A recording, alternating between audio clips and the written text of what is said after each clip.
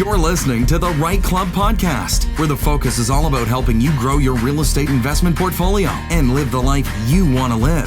Come grow with us and join our community at thereiteclub.com. And now your hosts, Sarah Larby and Alfonso Salemi.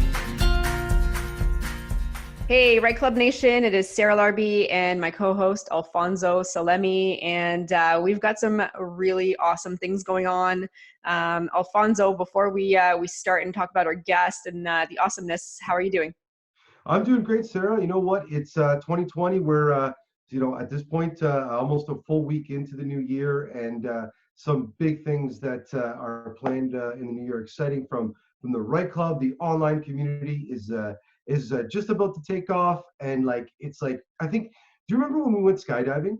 This was like when we were waiting on the ground for the plane to come, and we had the jumpsuits on, and we were all there, and we didn't know what the hell was going to happen. Yeah, and the plane wasn't starting really well, and it was having some trouble, and we were like, should we actually get on this plane? Yeah, exactly. It's almost like that feeling, but then you know what? Everything, like most of the time, it works out, or you find a way to make it work out. And yeah, we're super pumped to bring it to the REITE Club Nation. Yeah. So many cool tools, knowledge, forums, and really access to us, to the REITE Club Nation, to all the amazing people in their community, our pro add-ons that have it's your whole power team. Everything that you need is at your fingertips. If we haven't thought of it, let us know, because I think we've thought of a lot of things. So that's super pumped. Yeah, how about you? What's going on in this? But I was going to say, before we go into that, by the time that this airs, the actual online community will be open and available, and Yes. And you guys can, at this point in time, as you're hearing this, go online and check it out. So super excited. Let us know what you think. For me, I mean, you know what? I'm working on finding land and land to develop with the real estate empresses, and I'm working through my Burlington live-in Burr, getting some Airbnb stuff going. But yeah, super excited. But I am really excited to introduce our guest today, Brady McDonald, who is married to Kristy McDonald. So you guys might have seen them present together. They're both very, very successful investors, investing together with over 100 properties. And they just started in 2015. So that is a very quick scaling up, I love it. And I love seeing that within a short period of time, they took that jump, and there's no looking back. When I was really young, I got this story, when in our high school was a Celtic, and a Celtic is like a Viking. And what Vikings used to do is burn the ship. So when they'd go to an island, they'd go and either conquer the island or die, right? Because they had no ship to retreat. And when you're going at that rate and you're scaling at that level, there is no retreat. You're figuring things out. You're awesome. So it's amazing to see what him and Brady and Kristy have been able to do and scale up, and so much wisdom. I'm really excited to get to the podcast. I think the REITE Club Nation is going to really like this one. If you do, please rate, review, and enjoy this podcast, guys. Brady, welcome to the show. We're excited to have you. How are you? I'm doing great. Thank you very much for having me. How are you? Very good, very good. So you've already spoken at the REITE Club stage, and we were just so blown away. We wanted to have you come and also share with our REITE Club Nation, coast to coast, a little bit about what you've done and your experience and your knowledge. So can you tell the audience, the REITE Club Nation, a little bit about your background and your current real estate strategy? Yeah, sure. First off, hi, REITE Club Nation. Yeah, so we started investing. So my background, let's go back a little bit before pre-investing. So I grew up in Owen Sound, small town in Ontario. 17 years old, went to college, and didn't really know what I wanted to do, but my parents were like, you get out of the house, you go figure this thing out, right? So anyway, long story short, I actually, between first year, second year, I landed a job with Hydro One. After talking, I met a guy. I was spraying houses actually between Sarnia and Owen Sound, staying at the Sarnia College dorms in the summer. And I sprayed this one guy's house, and he's like, oh, I asked him what he did. He had a cube van, and he's like, oh, I work for Blue Water Power. And I'm like, oh, interesting. I've been trying to get onto this power company, Hydro One. He's like, well, what are you doing tonight? He's like, would you like to come and have dinner with me and my family?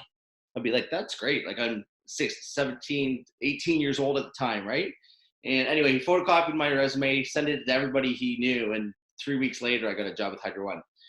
So from there, I worked for forestry. I was a labor, and then I went through our 4-year apprenticeship with Hydro One. I became a utility arborist, and then when I finished my arborist apprenticeship, I became an instructor. So I started teaching the 4-year apprenticeship program, and then I started running a training center in Barrie. So that's where I ended up. In about year 2014, we were just looking for something more. You know, I was about 12 years into my career and kind of at the peak of my, you know, the ceiling of where I thought I could get. You know, and you're kind of limited. Those types of corporate jobs can kind of limit your, you know, where you can go. Obviously, there's a lot of politics involved, etc. So we were starting to look for other things to do. And anyway, so we were looking at buying storage units. We were looking at buying franchises, that type of thing. And then one day, Kristy, my wife, she's a real estate appraiser at the time, and she did an appraisal for a fellow named Andrew Brennan, which you guys probably know that name. Yes, he's a well-known investor as well in the community. Yeah, so he was at that time, he had 88 doors. So, you know, when I did the math, it was 44 duplexes, for an example.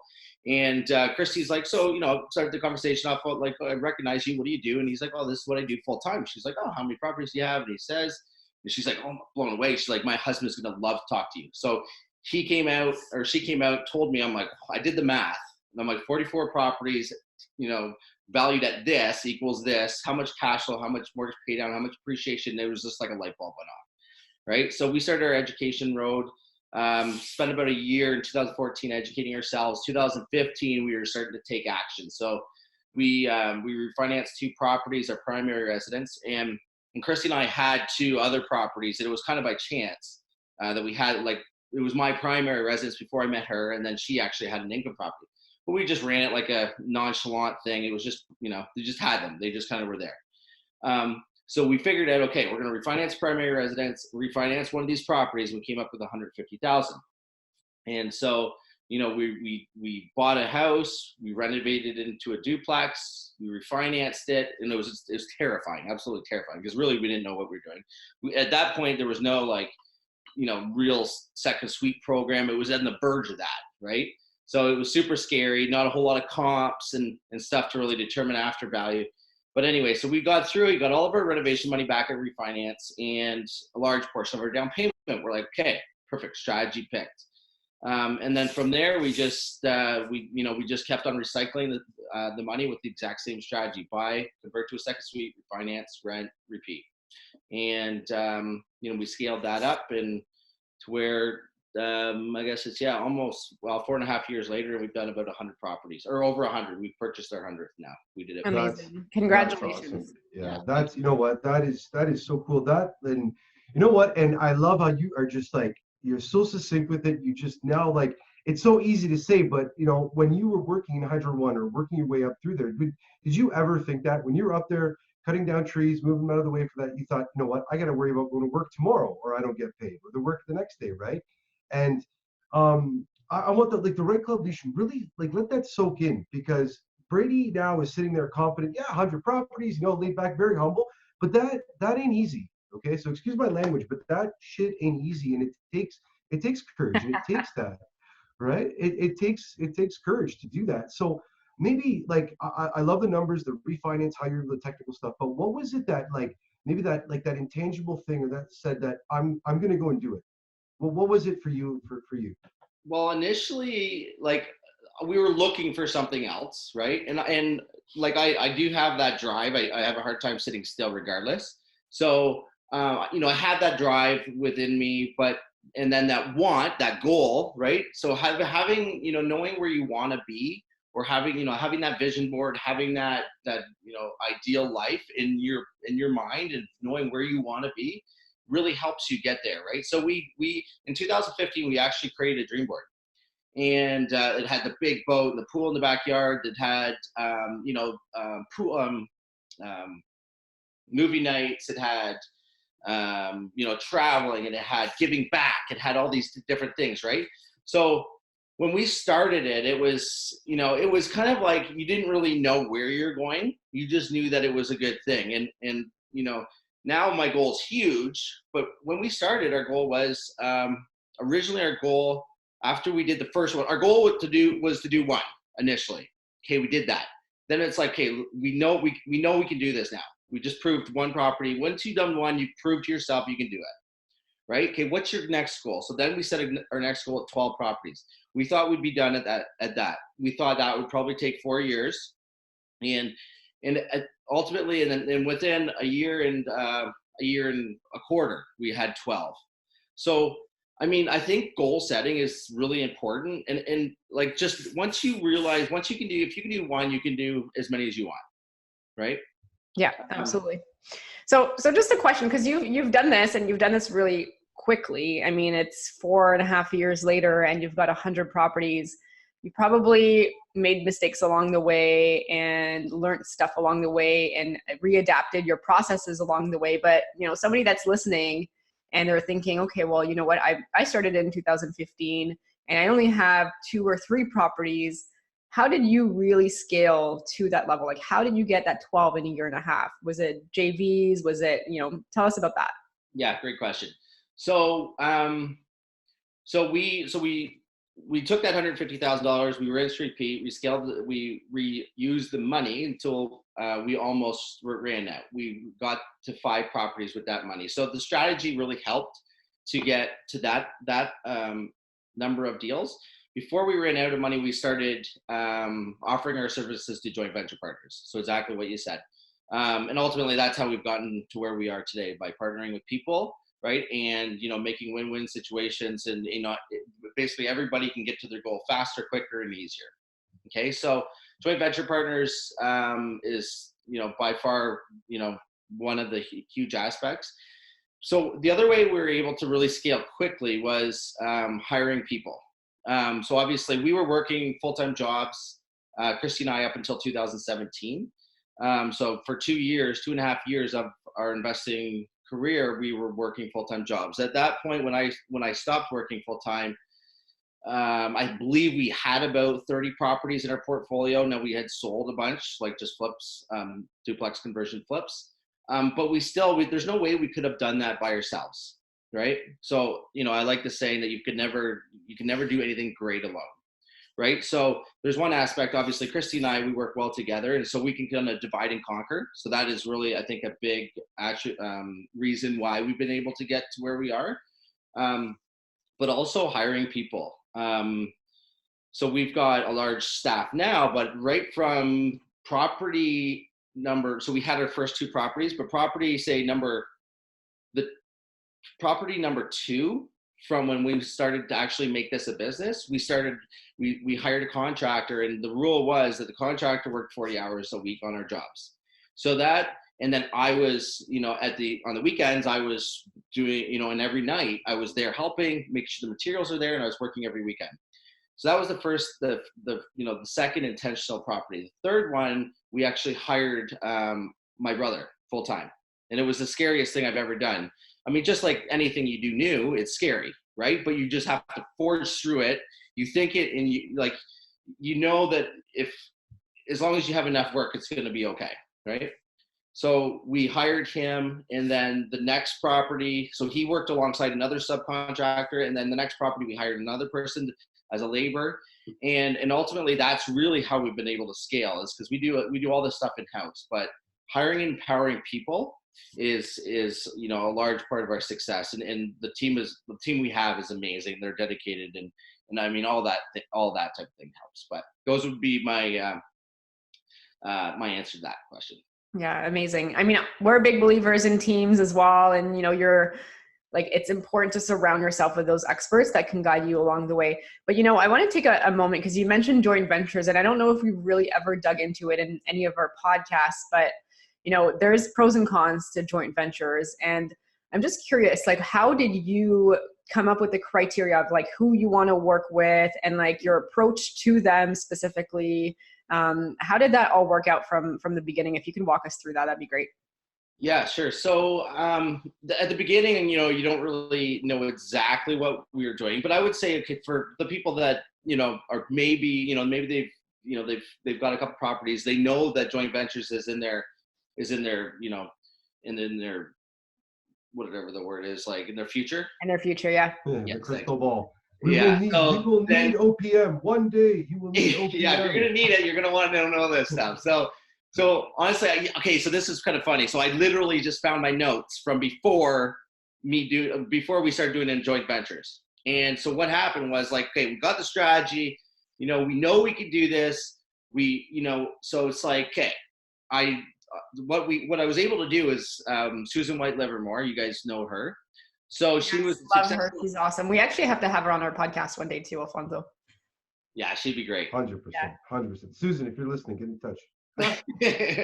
So she was at that point, she was a successful real estate investor. I believe she's been investing since 2008. So she had 6 years of success. And I'm like, okay, who can I talk to just to ask these 10 questions that I have to get me, just to kind of like make sure I know I'm on the right track, just to get me over that hurdle so I can go.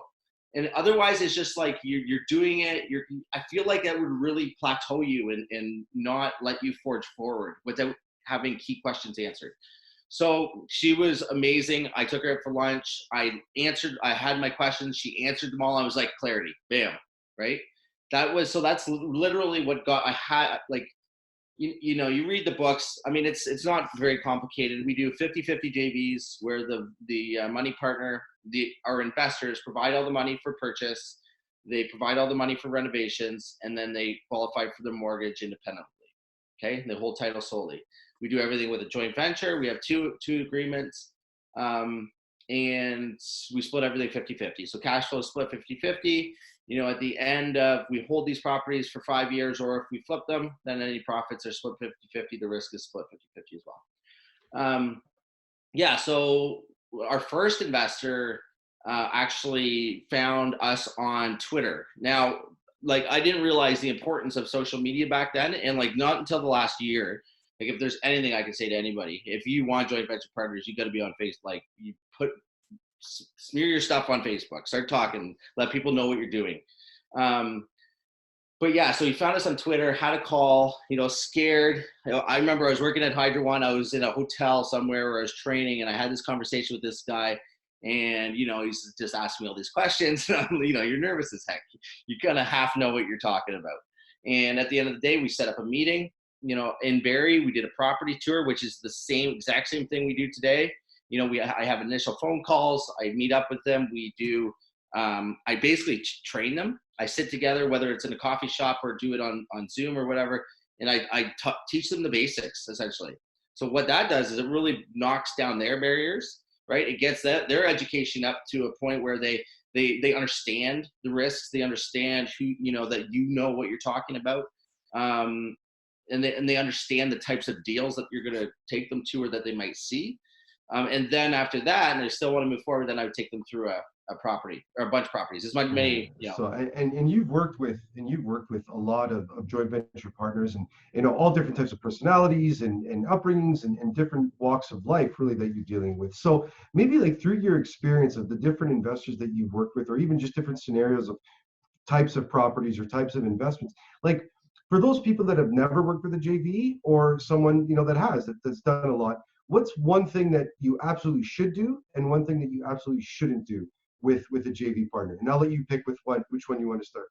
Yeah. So what you absolutely shouldn't do is just offer deals to random people. Like I do see this on Facebook, and it's just like, hey, looking for a joint venture for this deal.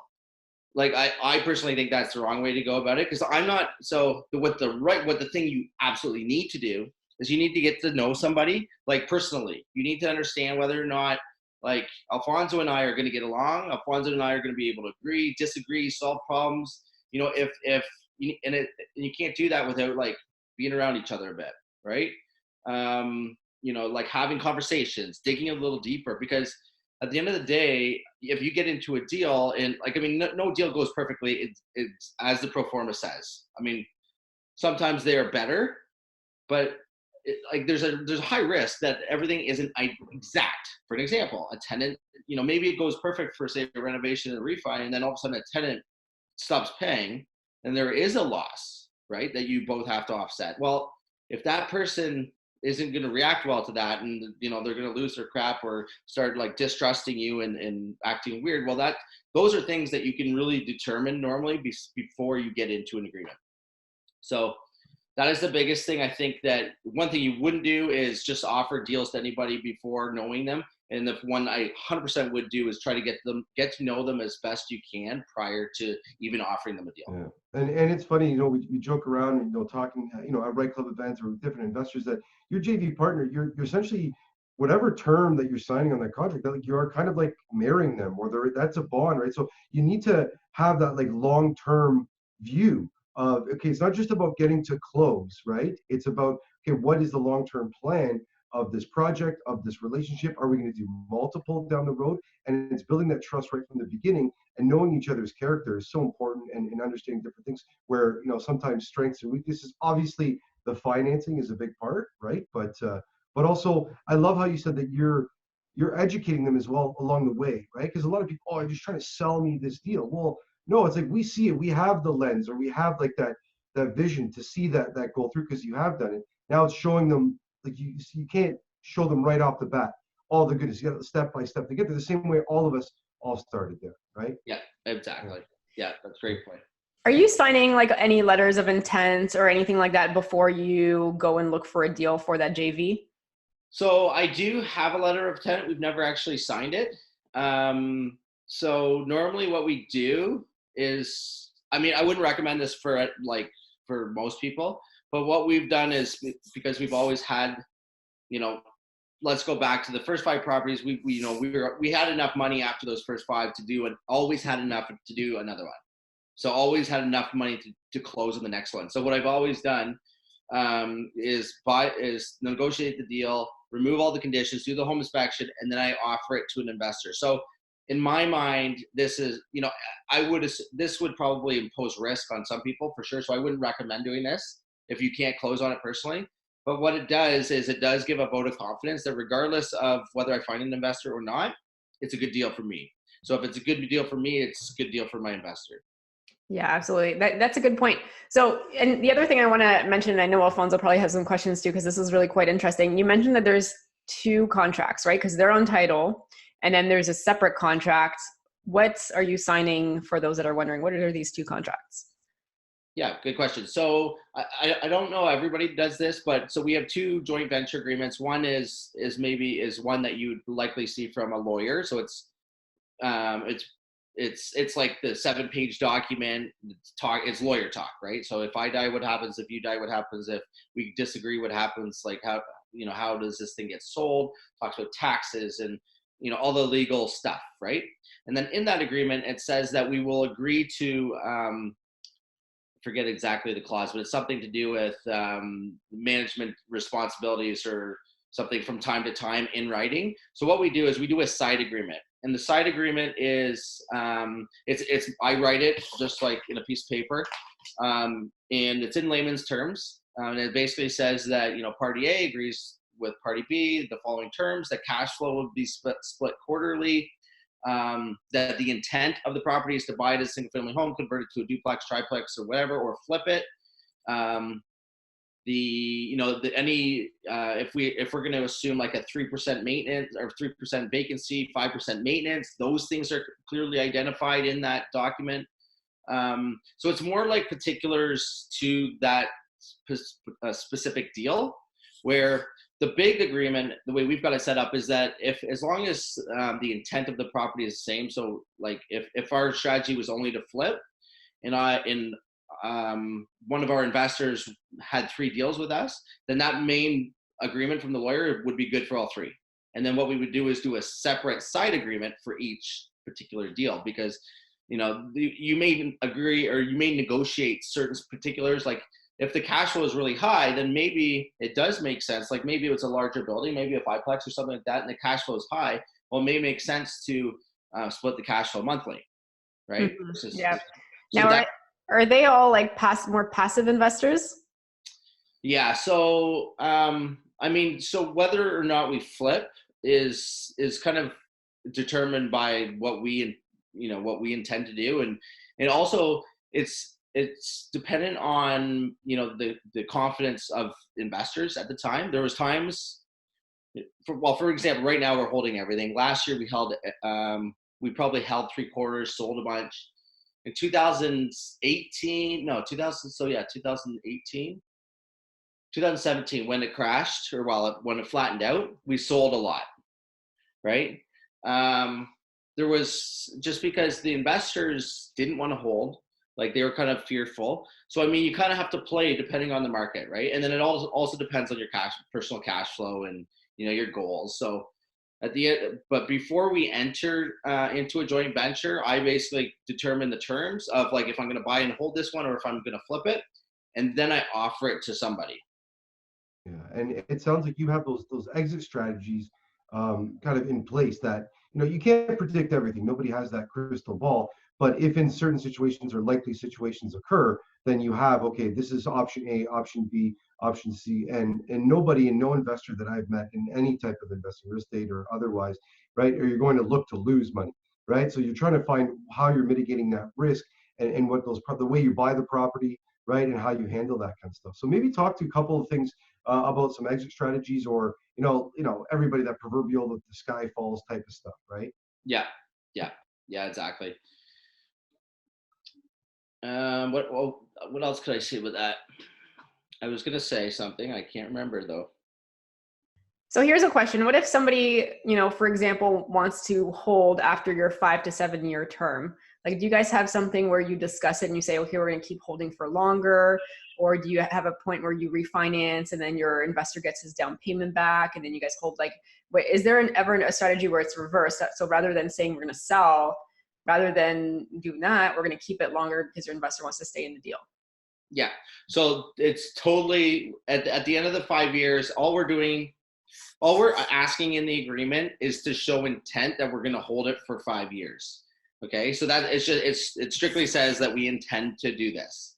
There's nothing that hold them in for 5 years. But at the end, it also says right underneath that both parties can agree to mutually extend it. So I would expect, like, we're coming up on 5 years, so all of our first JVs will be kind of having those discussions shortly. And I expect that we're going to hold them all going forward. So at that point, what we would do is do a new side agreement, right, for a new intent, because the main agreement doesn't really address length of time. So that's kind of what we expect. So I'd expect most of it's going to be held. But at the end of the day, so when I talk about, we're not holding anybody into an agreement, they are flexible. So, life situations come up with anybody. It could be me, it could be our investor. And so at 3 years, if they say, okay, life changed, we're going to liquidate and move down to wherever, well, then that's their decision, right? So we have had over, the entire time, 2 people that have got out of the deals prior to, and both for different reasons. And it's not a big deal. It's okay. We go through the property, take a look at it, basically do a home inspection, fix all the stuff that's not perfect, and sell it. And you split. You give your investor back their remaining investment, and then split the profits. Carry on. Right on. And okay, so I got a little bit of an off topic question. Out of all the different projects that you've worked on, now you're getting over 100, projects outdoors and stuff like that.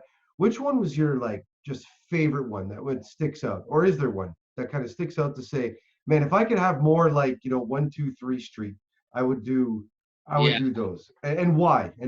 Yeah. Okay. So probably more recently, like we've landed a couple really good deals. There's probably 2 right now that.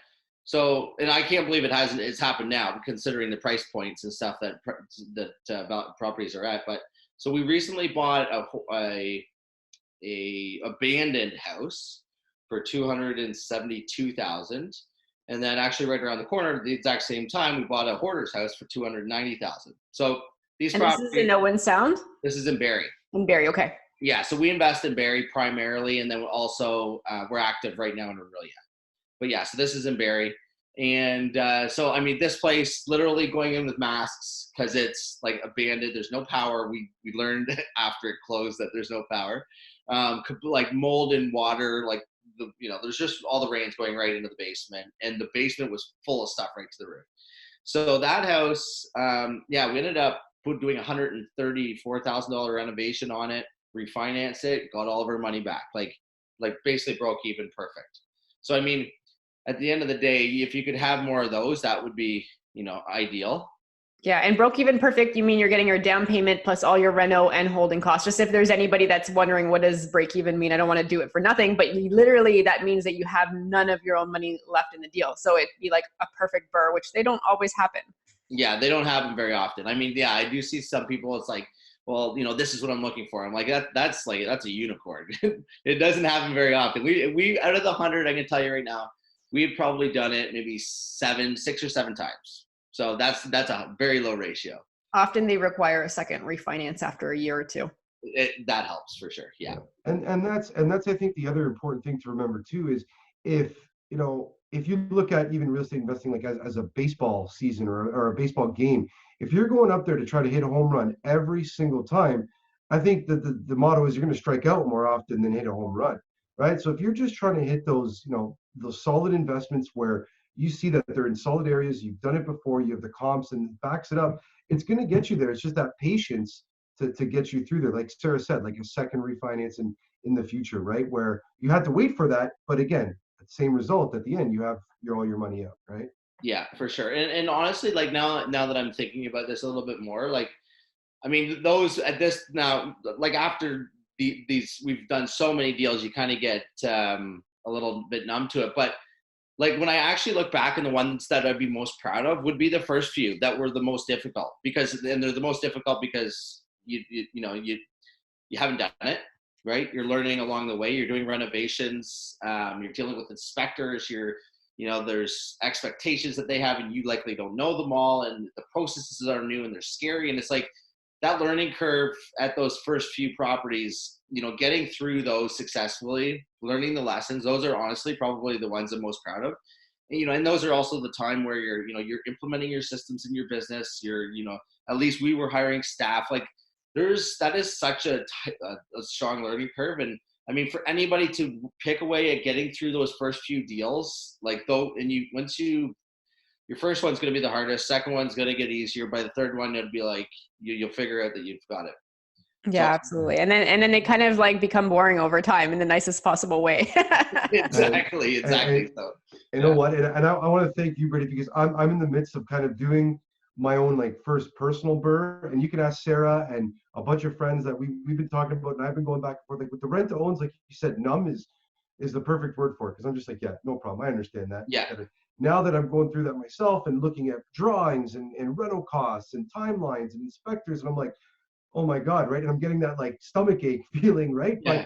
But again, I look to people like yourselves and Sarah and so many others that have gone through that, done it, and it's following that process and trusting that. I think even when you first said that, you went to different people, and you mentioned Susan and other people that you went to that had walked that path, it's a little less scary, right? Oh. We're not alone out there, guys. That's the cool part, is that there's amazing people like Brady that have done over 100 properties. Sarah is still crushing it and teaching people how they can do it themselves, right? And we get wrapped up in that we got to figure it out all on our own, because it's like that thing that, well, we can't do it. But like you said, nothing amazing has ever been achieved on your own, right? So, yeah. And even if you do, then who are you celebrating with when you do achieve it, right? You got to have those people around you that bring you up and achieve it. Yeah.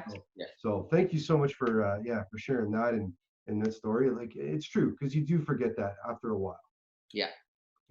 So the next part of our podcast, I mean, we can keep talking to you about so many things, and we'll probably have to bring you back at some point, because you've got some amazing ways of your processes and all your procedures of how you're dealing with all of these properties. But it is time for our lightning round. So Brady, we're going to ask you a series of 4 questions, and you're going to give us the first answer that comes to mind. Are you ready?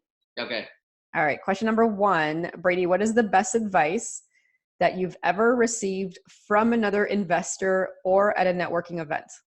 Okay, so the best advice I would have to say would be when we still go back to that conversation with Susan, and it was not necessarily just one piece of advice. It was just it was just like answering those questions, tick tock. So honestly, I think that I can't remember exactly the questions. I do have them written down, like I said, but just whatever she said gave me the most clarity I've ever had in my real estate educational process. It goes down to networking, right? Because if you weren't networking, you wouldn't have met her.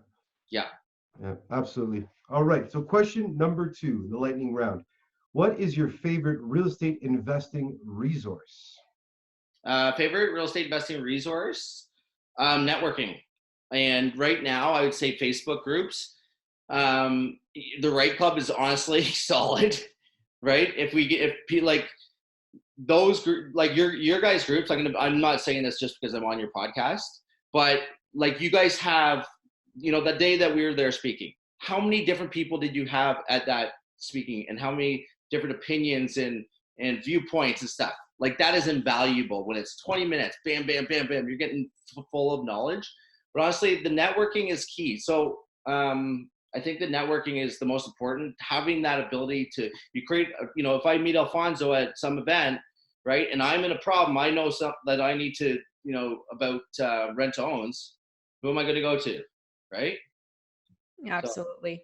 Awesome. All right. Question number 3. What is the one attribute that has made you most successful?